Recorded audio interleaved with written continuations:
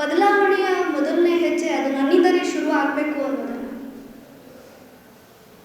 ಯಾವುದೇ ಕಟ್ಟುಪಾಡು ಅಥವಾ ಯಾವುದೇ ಮೌಲ್ಯ ಸಿದ್ಧಾಂತ ನನ್ನನ್ನು ಲೀಡ್ ಮಾಡಲ್ಲ, ಅಥವಾ ಕುಟುಂಬದ ವ್ಯವಸ್ಥೆ ಆಗಿರಲಿ ಅಥವಾ ಇನ್ಯಾವುದೇ ರೀತಿಯ ಆಲೋಚನೆಗಳಾಗಿರಲಿ ನನ್ನನ್ನು ನೀನು ಹೀಗೆ ಮಾಡಬೇಕು ಅಥವಾ ನೀನು ಇದಾಗು ಅಂತ ಹೇಳಿ ರೂಪಿಸೋಕ್ಕಾಗಲ್ಲ. ಯಾಕೆಂದರೆ ನನ್ನದೇ ಆದಂಥ ಒಂದಷ್ಟು ಇಚ್ಛಾಶಕ್ತಿ ಆಲೋಚನೆಗಳನ್ನು ಇಟ್ಕೊಂಡು ನಾನು ನಡೀತಾ ಇದ್ದೆ.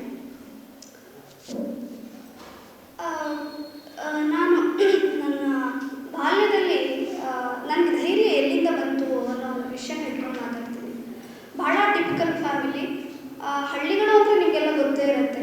ಹೆಣ್ಮಕ್ಳನ್ನು ನೀನು ಹೆಣ್ಮಗಳು, ಮಗಳು ಸ್ವಲ್ಪ ದೊಡ್ಡವಳಾಗಿದ್ದ ತಕ್ಷಣವೇ ಈ ಹುಡುಗಿಗಳು ಹುಡುಗರ ಜೊತೆ ಬರಿಬಾರ್ದು, ನೀನು ಈ ಥರದ ಬಟ್ಟೆ ಹಾಕೋ, ಅಥವಾ ನೀನು ಒಂದಷ್ಟು ಚೌಕಟ್ಟುಗಳನ್ನು ಹಾಕಿ ಅವಳನ್ನು ಒಂದು ಕಡೆ ಬಿಡ್ತಾರೆ. ಆದರೆ ಭಾಳ ಒಂದು ಧೈರ್ಯ ಬಂದಿದ್ದು ನನಗೆ. ನನ್ನ ಪಕ್ಕದ ಮನೆ ಅನ್ನೋರು ಪ್ರತಿ ದಿವಸ ಅವರ ಹೆಂಡತಿ ಮಕ್ಕಳಿಗೆ ಕುಡಿಯೋದು ಬರೋದು ಹೊಡೆಯೋದು, ಕುಡಿಯೋದು ಬರೋದು ಹೊಡೆಯೋದು ಇದೆ. ಆಗ ನಾನು SLC ಓದ್ತಾ ಇದ್ದೆ. ನನಗೆ ಭಾಳ ತೊಂದರೆ ಆಗ್ತಾಯಿತ್ತು ಆರಂಭದಲ್ಲಿ ಹೋದು. ಅದಾದಮೇಲೆ ಅವರ ಕೂಗು ನನಗೆ ಎಲ್ಲೋ ಒಂದು ಕಡೆ ಸಂಕಟ ತರ್ತಾ ಇತ್ತು. ನಾನು 1 ದಿವಸ 2 ದಿವಸ ನೋಡಿದೆ. ಎಕ್ಸಾಮ್ ಮುಗಿಯೋವರೆಗೂ ಕಾಯೋಣ ಅಂತ ಅಂದ್ಕೊಂಡೆ, ಆಗಲಿಲ್ಲ. ಕನ್ನಡ ಮತ್ತು ಇಂಗ್ಲೀಷ್ ನಂದು ಸಬ್ಜೆಕ್ಟನ್ನು ನಾನು ಬರೆದು ಬಂದ ನಂತರ ನಾನು ಫಸ್ಟ್ ಫೋನ್ ಮಾಡಿದ್ದು ಪೊಲೀಸ್ ಸ್ಟೇಷನ್ಗೆ. ಅವರು ಭಾಳ ಅಂತ ದೊಡ್ಡ ಸಮಸ್ಯೆ ಅಲ್ಲ ಅಂತ ಅಂದ್ಕೊಂಡು ಅವರು ಫೋನಲ್ಲೇ ಒಂದಷ್ಟು ಸಮಾಧಾನ ಹೇಳಿದರು. ಅದರ ನೆಕ್ಸ್ಟ್ ಬೆಳಿಗ್ಗೆ ನಾನು ಗ್ರಾಮಾಂತರ ಪೊಲೀಸ್ ಠಾಣೆಗೆ ಹೋಗಿ ನನಗೆ ಈ ಗಲಾಟೆ ಭಾಳ ತೊಂದರೆ ಕೊಡ್ತಾ ಇದೆ, ಓದೋಕ್ಕೆ ಭಾಳ ದೊಡ್ಡ ಸಮಸ್ಯೆ ಆಗ್ತಾ ಇದೆ ಮತ್ತು ಅವರಲ್ಲಿ ಓದನೆ ನನಗೆ ಕೇಳೋಕ್ಕಾಗಲ್ಲ. ತಕ್ಷಣ ಪೊಲೀಸ್ ಬಂದು ಅವರನ್ನು ಕರ್ಕೊಂಡು ಹೋಯಿತು. ಅದು ಭಾಳ ದೊಡ್ಡ ಕೆಲಸ ಅಂತ ನಾನು ಹೇಳ್ತಾ ಇಲ್ಲ. ಅಲ್ಲಿಂದ ಎಕ್ಸಾಮ್ ಮುಗೀತು, ಎಲ್ಲ ಆಯಿತು. ನನ್ನ ಆಲೋಚನೆಗಳು ಬದಲಾಗ್ತಾ ಬಂದು ಮತ್ತು ಕಂಪ್ಲೇಂಟ್ ಕೂಡ ಕೊಟ್ಟೆ. ಅವರನ್ನು ಒಂದಷ್ಟು ವಿಚಾರಣೆ ಮಾಡಿದರು, ಬದಲಾವಣೆ ಮಾಡೋದಕ್ಕೆ ಪೊಲೀಸರು ಸಹಾಯ ಮಾಡಿದರು, ಕುಟುಂಬದವರು ಸಹಾಯ ಮಾಡಿದರು, ಒಂದಷ್ಟು ಬದಲಾವಣೆ ಕಾಣ್ತು ಅವರಲ್ಲಿ. ಸೊ ಅದಾಯಿತು. ಇದು ಯಾವ ಥರದ ಒಂದು ಮನಸ್ಥಿತಿಗೆ ಕಾರಣ ಆಯಿತು ಅಂತಂದರೆ, ಈ ಹುಡುಗಿಗೆ ಎಲ್ಲಿಂದ ಧೈರ್ಯ ಬಂತು? ಒಬ್ಬ ಗಂಡಸಿನ ಬಗ್ಗೆ ಊರಿನಲ್ಲಿ ಜೀತ ಪದ್ಧತಿ ಇರುವಂತಹ ಊರು. ತುಮಕೂರು ಜಿಲ್ಲೆ ಅಂತಂದರೆ ಭಯಂಕರವಾಗಿರುವಂತಹ ಜಾತಿ ಪದ್ಧತಿ, ಭಾಳ ಸೂಕ್ಷ್ಮವಾಗಿರುವಂಥ ವಲಯ. ಅದು ನಿಮಗೆ ಗೊತ್ತಿರಲಿಕ್ಕಿಲ್ಲ.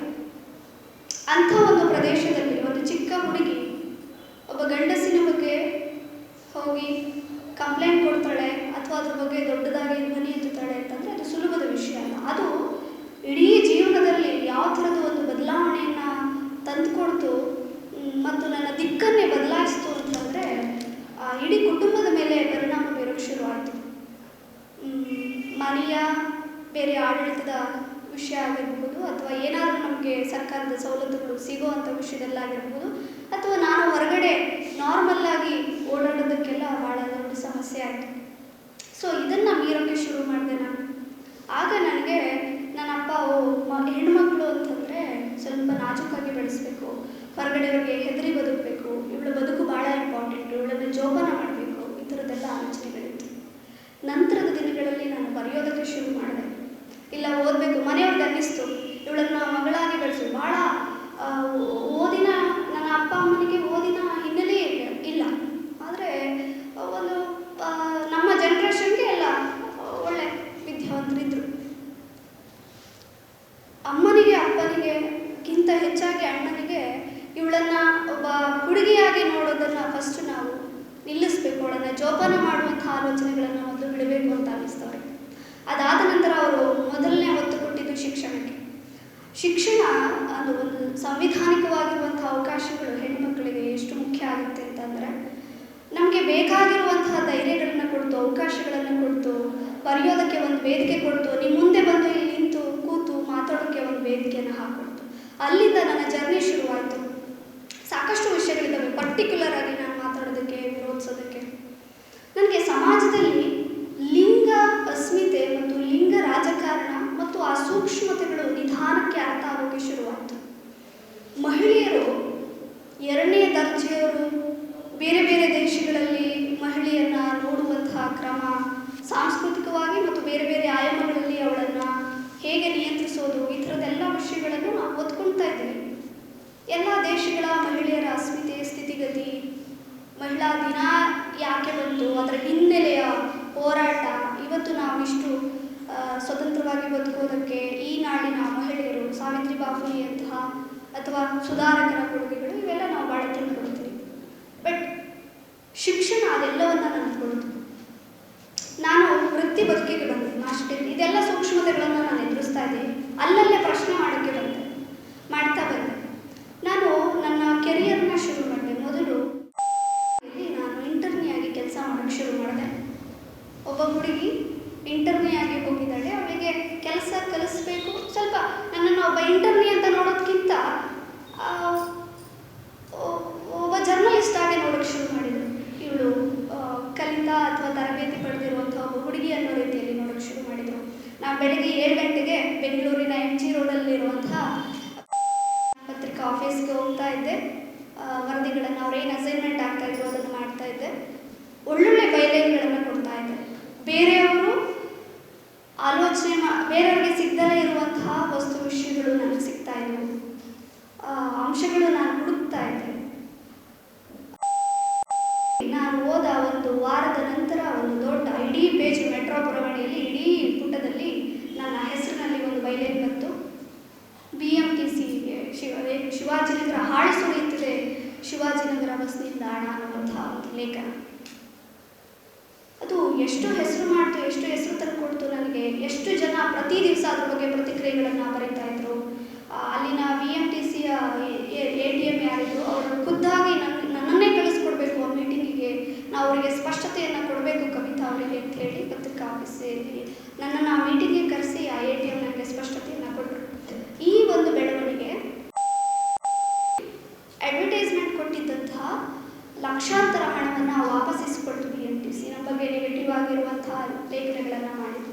ಅದಾದ ನಂತರ ನನ್ನ ಬರವಣಿಗೆಗಳು ಡಿಲೇ ಆಗ್ತಾ ಬಂದು, ನನ್ನ ಲೇಖನಗಳಿಗೆ ಮಹತ್ವ, ಸ್ಪೇಸ್ ಕಡಿಮೆ ಆಗ್ತಾ ಬಂತು. ನಾವು ಹೊರಗಡೆ ಬರಿತೀವಿ, ಮಾತಾಡ್ತೀವಿ, ಸೂಕ್ಷ್ಮವಾಗಿ ಗ್ರಹಿಸುವಂತಹ ಹೆಣ್ಮಕ್ಳು ಅಂತ ಗೊತ್ತಿದ್ರು ಕೂಡ ಇಡೀ ವ್ಯವಸ್ಥೆ ನಮ್ಮನ್ನು ಬೇರೆ ಬೇರೆ ಆಯಾಮಗಳಲ್ಲಿ ನಿಯಂತ್ರಿಸೋದಕ್ಕೆ ಶುರು ಮಾಡುತ್ತೆ. ಭಾಳ ಅಂತಂದರೆ ಎಲ್ಲರೂ ಉಬೇರಿಸಿ ನೋಡ್ತಾರೆ. ಆ ಥರ ಭಾಳ ವ್ಯಾಲ್ಯೂ ಇಟ್ಕೊಂಡಿರುವಂಥ ಪತ್ರಕರ್ತರಲ್ಲಿ ಬಂದು ಕೆಲಸ ಮಾಡ್ತಾರೆ, ಹಾಗೆ ಹೀಗೆ ಅಂತ ಕಂಟ್ರೋಲ್ ಮಾಡೋಕ್ಕೆ ಶುರು ಮಾಡಿದರು. ಚರ್ಚೆಗಳಾಯಿತು. ನನ್ನ ಲೇಖನಗಳು ಮೂಲೆ ಗುಂಪಾಗ್ತಾ ಬಂತು. ಸೊ ಅಲ್ಲಿ ನಾನು ಡೆವಲಪ್ಮೆಂಟ್ ಜರ್ನಲಿಸಮನ್ನು ಭಾಳ ಸೀರಿಯಸ್ ಆಗಿ ನಾನು ಓದ್ಕೊಂಡಿದ್ದರಿಂದ ನನಗೆ ಬೆಂಗಳೂರು ಉಸಿರು ಕಟ್ಟಿಸ್ತಾ ಇತ್ತು. ಅಲ್ಲಿನ ಜೀವನ ಶೈಲಿ, ಅಲ್ಲಿನ ಬದುಕು, ಅಲ್ಲಿನ ನಡೆ ಯಾವುದೂ ಕೂಡ ನನಗೆ ತೃಪ್ತಿ ತರ್ತಾ ಇರಲಿಲ್ಲ. ನಾನು ತಕ್ಷಣ ತುಮಕೂರಿಗೆ ಬಂದೆ. ತುಮಕೂರಿಗೆ ಬಂದ ನಂತರ ಒಂದು ಡಿಸ್ಟ್ರಿಕ್ಟ್ ಪತ್ರಿಕೆಯಲ್ಲಿ ನಾನು ಕೆಲಸ ಮಾಡೋಕ್ಕೆ ಶುರು ಮಾಡಿದೆ. ಪತ್ರಿಕೆಯಲ್ಲಿ ಇಲ್ಲಿ ನನ್ನ ನಿಜವಾದ ಕೆರಿಯರ್ ಶುರುವಾಗಿದ್ದು ಮತ್ತು ನೈಜ ಪ್ರಶ್ನೆಗಳು ಹೇಳೋದಕ್ಕೆ ಶುರುವಾದವು. ZP ಮೀಟಿಂಗ್ಗಳಿಗೆ ಒಂದಷ್ಟು ರಿಸರ್ವ್ ಆಗಿರ್ತಾರೆ ಪತ್ರಕರ್ತರು. ಬಹಳ ವರ್ಷಗಳಿಂದ ಪತ್ರಕರ್ತರು, ಪುರುಷ ಪತ್ರಕರ್ತರು ಇಂಥದ್ದನ್ನೇ ಮಾಡಬೇಕು, ಇದನ್ನೇ ನಾವು ವರದಿಯನ್ನು ಮಾಡಬೇಕು. ಇಲ್ಲಿ ಸಣ್ಣ ಕಾರ್ಯಕ್ರಮಗಳು, ಸಣ್ಣ ಪುಟ್ಟ ಅವರು ಯಾವುದೋ ಕಾರ್ಯಕ್ರಮ ಮಾಡಿದ್ರು, ಉದ್ಘಾಟನೆ ಮಾಡಿದ್ರು, ಸಣ್ಣ ಪುಟ್ಟ ಕಾರ್ಯಕ್ರಮಗಳಿಗೆ ನಮ್ಮನ್ನು ಹಾಕೋಕ್ಕೆ ಶುರು ಮಾಡಿದ್ರು. ಅವ್ರು ಹೇಳಿದಷ್ಟೇ ಮಾಡಬೇಕು. ನಮ್ಮ ಕೆಲಸ ಏನು, ಆಯ್ಕೆ ಮಾಡ್ಕೊಂಡಿದ್ದಾರೆ, ನಮ್ಮನ್ನು ಕೆಲ್ಸಕ್ಕೆ ತೊಗೊಂಡಿದ್ದಾರೆ, ನಾವು ಕೆಲ್ಸಕ್ಕೆ ತೊಗೊಂಡಿದ್ವಿ, ಇವಳಿಗೆ ಸಂಬಳ ಕೊಡ್ತೀವೇನೋ, ನಾವು ಹೇಳಿದಷ್ಟೇ ಮಾಡಬೇಕು ಅನ್ನೋದು ಅವ್ರ ತಲೆ ಒಳಗೆ. ನಾವು ಪತ್ರಿಕೋದ್ಯಮ ನಾವು ಓದ್ಕೊಂಡ್ಬಂದಿದ್ದು ಅವರು ಹೇಳಿದ್ರು, ಹುಡುಗಿದ್ರು, ಕೆಮ್ಮಿದ್ರು ಅಂತ ಬರೆಯಲ್ಲ. ಅದರ ಆಚೆಗೆ ಸಮಾಜದಲ್ಲಿ ಭಾಳ ಸೂಕ್ಷ್ಮವಾಗಿರೋ ವಿಷಯಗಳನ್ನು ಹುಡುಕೋದಕ್ಕೆ, ಮಾತಾಡೋದಕ್ಕೆ. ಆದರೆ ಭಾಳ ಫೇಮಸ್ ಲಾಯರ್ ಇದ್ದಾರೆ ಪತ್ರಿಕೆಯಲ್ಲಿ, ಇವಾಗಲೂ ಇದ್ದಾರೆ ಲಾಯರ್. ಆ ಲಾಯರ್ ಎಷ್ಟು ರಾಜಕೀಯ ಮಾಡ್ತಾ ಇದ್ರು ನನ್ನ ವಿಷಯದಲ್ಲಿ ಅಂತಂದರೆ, ಎಲ್ಲೂ ಅವಕಾಶಗಳೇ ಸಿಗಬಾರ್ದು ಆ ಥರ ನಮ್ಮನ್ನು ಲೀಡ್ ಮಾಡೋಕ್ಕೆ ಶುರು ಮಾಡಿದ್ರು. ನಾನು ನಿರ್ಧಾರ ಮಾಡಿದೆ, ಆ ಇಡೀ ಸಿಸ್ಟಮ್ಗೆ ನಾನು ಉತ್ತರ ಕೊಡಬೇಕಾಗಿತ್ತು. ನಾನು ಪ್ರಶ್ನೆ ಮಾಡಿದೆ, ನಾನು ಪದವಿ ಪಡೆದಿದ್ದು ಇವ್ರು ಹೇಳ್ದಂಗೆ ಕೇಳೋಕ್ಕಲ್ಲ, ಅಥವಾ ಇವ್ರು ಹಾಕಿರೋ ಚೌಕಟ್ಟಿನಲ್ಲಿ ಕೆಲಸ ಮಾಡೋಕ್ಕಲ್ಲ. ನಾನು ಇವರಿಗೆ ಒಂದು ಪ್ರತಿರೋಧ ನಾನು ತೋರಿಸಲೇಬೇಕು. ಅದರ ಆಚೆಗೆ ನಾನು ಬದುಕಬೇಕು ಅಂತೇಳಿ ನಾನು ಸೀದಾ ಊರಿಗೆ ಬಂದೆ. 2 ಎಕರೆ ಜಮೀನನ್ನು ಭಾಳ ಹಠ ಮಾಡಿ, ಇಲ್ಲ ನಾನು ಕೃಷಿ ಮಾಡ್ತೀನಿ, ನೀವು ಅದಕ್ಕೆ ಸಪೋರ್ಟ್ ಮಾಡ್ತಿರೋ ಇಲ್ವೋ ಗೊತ್ತಿಲ್ಲ, ನಾನು ಮಾಡ್ತೀನಿ. ಇಡೀ ಪೇರೆಂಟ್ಸ್ ಇಲ್ಲ ಆಗಲ್ಲ, ಮದುವೆ ಆಗಿಲ್ಲ, ಅವ್ರು ಏನು ಅಂದ್ಕೊಳ್ತಾರೋ ಏನೋ,